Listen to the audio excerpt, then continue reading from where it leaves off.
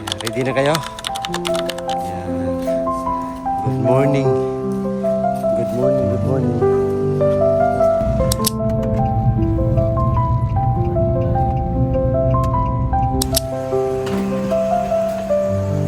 Bye.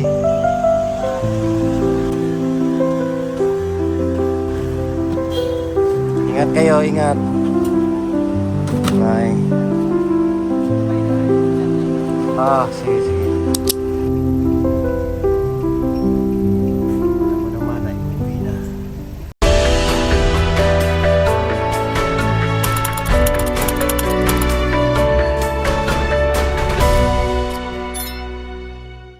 Yan, magandang umaga mga kababayan. Nagigising ko lang. Alas 2 ng madaling araw. So kailangan natin gumising maaga para maihatid po sila Sir Paul sa airport at saka yung mga scholar kasi yung flight nila is alas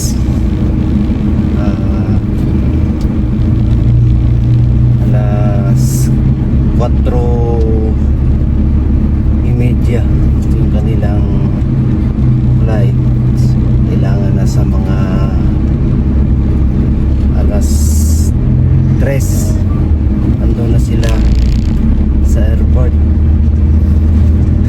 kaya kailangan na umalis na ako sa ganun maihatid na sila mga kababayan.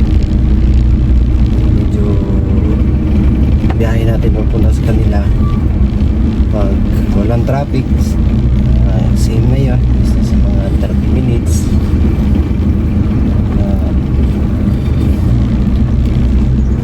Makarating ako doon alas 3, mga 2:30. So ayan, samahan niyo ako ngayon mga kababayan. Ngayong araw po ang lipad na ng mga scholar puntang Manila. So ito tayo, nakasupport palagi kay Sir Paul sa mga ginagawa na pagtulong. Support niyo din kami mga kababayan, support niyo din ako para tuloy ang adikain, buting gawa, ang gandang ginagawa, pagka-charity ni Sir Paul.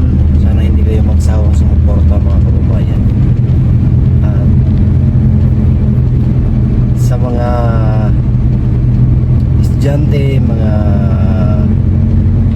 natulungan o mga scholar, so sa pamamagitan po niyan is marami pang iba mabago ng buhay dahil din po sa inyong tulong, sa lagi niyong panonood, sa lagi niyong pagsishare ng video.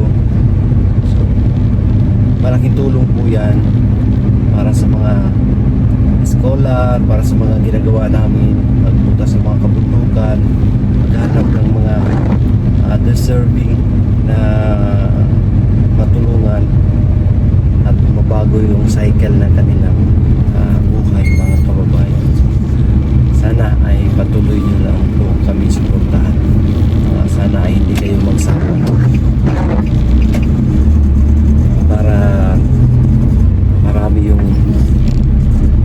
mga kababayan natin, particularly yung mga or lalo na yung mga kababayan na mabago naman yung cycle na nila ng buhay at hindi na yung laging nakagisna nila. Isa na patunay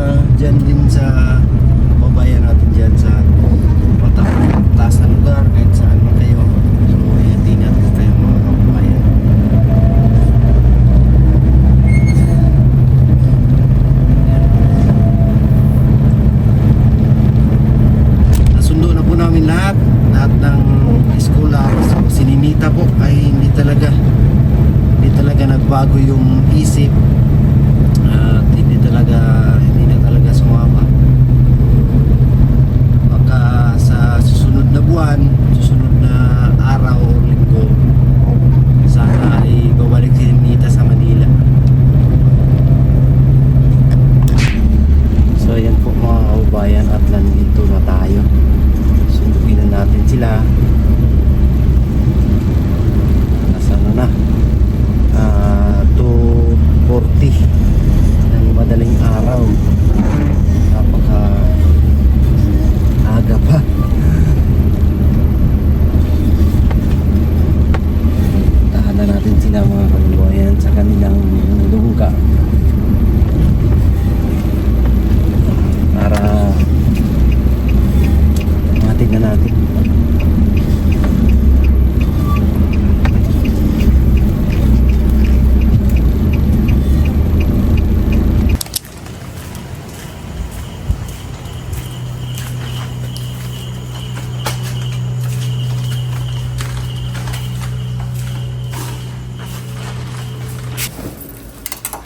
Russell, oh. Congratulations. Bigay ito sa'yo. Russell. Ang suotin mo rin. Dali. Para makita ng sponsor. From Tita. Iwan ko ito yung binigay sa atin ni dito eh. Arilo at saka ano. Yan, bag. Nalimutan ko. Oh. Parang mukha kang dalaga. Tayo. Dalagang bukid. Diyan mo lagyan sa ito.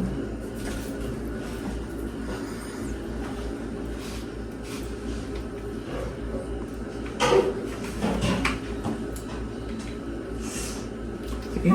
Masakit. Ilang araw ka pa lang dito, tumaba ka na.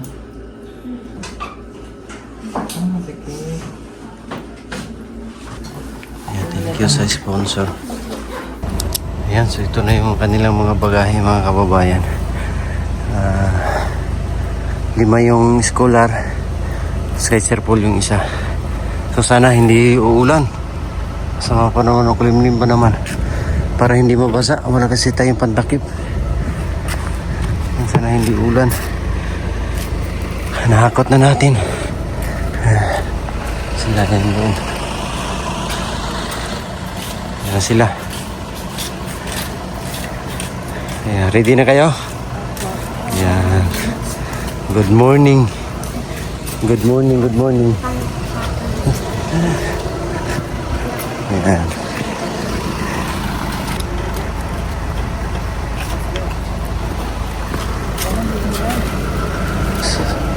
Sana nga. Kasya yan, kasya.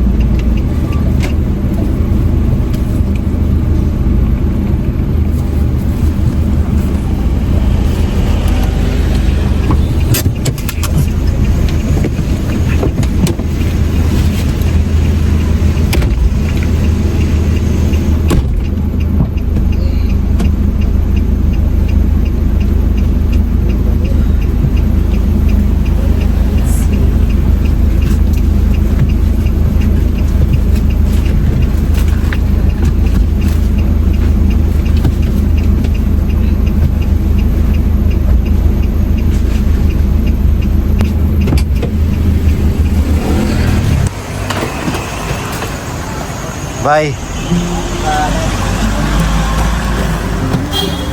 Ingat kayo, ingat. Bye. Bye guys. Sige, sige.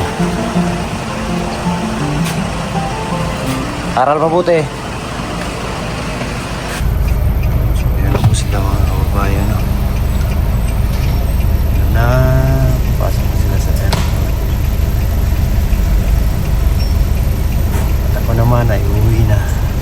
So yun nga, at natin natin sila mga kababayan. Ako naman ay uwi na. I hope maayos yung biyahe nila. Makaalit sila, makalipad. Puntang Manila. Pag-pray natin mga kababayan na ligtas sa kanilang pagbalik Manila at first time ni Dali. Normal lang yun, kakabahan. Dasal din po natin yung kanilang pag-aaral na sana ay kapag tapos na yung mga bata isang ano tawag dyan, dating na panahon, isang araw ay masundo na natin sila na isa ng nurse, isa ng guro, isa ng pulis. Ayan, so hindi na tayo magsundo ng mga estudyante, kundi mga ano na, mga professional. Ayan, pagdasal talaga natin palagi mga kababayan. At sa inyo din mga scholars, mag-aral kayo mabuti, aral lang, wala na kayong mga tupagin, talagang pag-aaral lang yung unahin ninyo. Isipin nyo yung kahirapan sa bundok, napakahirap. Gawin nyo itong inspirasyon para magtuloy-tuloy lang sa inyong pag-aaral hanggang sa magkapagtapos kayo. Nandito lang kami ng team PB Team Davao, nandito lang tayo. Sa inyo din mga kababayan, sana po ay patuloy nyo lang kaming suportahan. Gairo team sa pamumuno po ni Sir Paul. Hindi man po tayo yung direct na tumutulong sa mga kababayan natin. Nandito lang po tayo bilang katuwang or alalay ni Sir Paul sa pag-atid ng tulong. Alam ko marami na mga karapat-dapat din na maging katuwang ni Sir Paul sa ganitong mga gawain, pero tayo yung nandito. So kampanan ko lang ano yung tungkulin ko dito para sa team, para din sa mga kababayan natin. Kaya hinihiling namin mga kababayan na inyong suporta. Patuloy niyong panonood sa mga videos na in-upload namin. Malaking tulong naman po yan, hindi lang para sa amin, lalong-lalo na sa mga scholars, sa mga charity, sa mga nabigyan ng tulong. So isa din po kayo mga kababayan sa nagbigay ng tulong para sa kanila. Ang dami ng mga pinaaral na talagang hindi lang dito sa Davao pinaaral mga kababayan, talagang dinala doon sa Manila. I'm sure na yung future nila doon basta mag-aaralan sila mabuti. At sa mga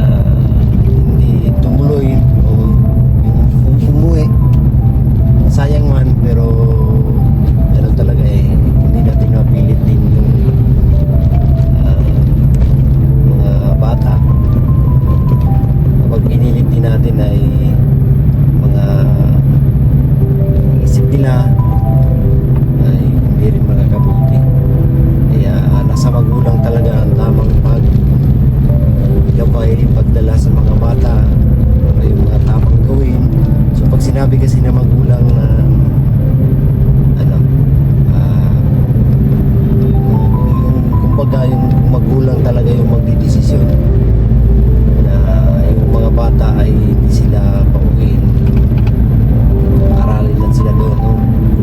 O yung buong suporta ba ay ang buong suporta ng magulang para sa bata, yun yung kailangan mo talaga. Kasi meron mga pansin din ako na kulang ng suporta ng magulang talaga eh. Kaya yun, yung mga bata is umuwi, hindi na tumuloy sa pag-aaral. Kasi yung mga bata na minor de edad, talaga magulang talaga yung nagdidesisyon. Tulad na lang sa mga ginagawa nila, pinag-asawa nilang ng maaga yung mga bata. So, yung mga bata naman ay hindi, walang magawa. Ganun din yan sa kanilang pag-aaral o pag-aaral dun sa Manila. Sinabi ng magulang na umuwi ka, ayun, walang magawa yung bata. Sinabi din ng magulang na dyan ka lang, mag-aral ka mabuti, nandito lang kami nag-suporta. So, yung bata naman ay talagang mag-sink in sa kanyang utak. Mag-aral lang talaga siya. Kaya yung mga umuwi, sayang. Nangihinayang ako sa opportunity, mga kabuhay. Hinayang talaga ako sa pwedeng mangyari sa kanilang buhay kasi nandun na yun eh. Kaya yun talaga, siguro meron pang mga may deserving na mapalit o yung mga nangangailangan talaga. Pero sa case naman ni Ninita, ay hindi talaga natin masisisingin yung tamang buhay at saka si Nanay Lorna. Kasi si Ninita ay yun nga, sabi ni Sir Paul na late yung kanyang development, ay yun yung mahirap sa kanya. Kaya kung ano yung gusto ng bata o gusto ni Ninita, parang sinusunod na lang po. Gusto niya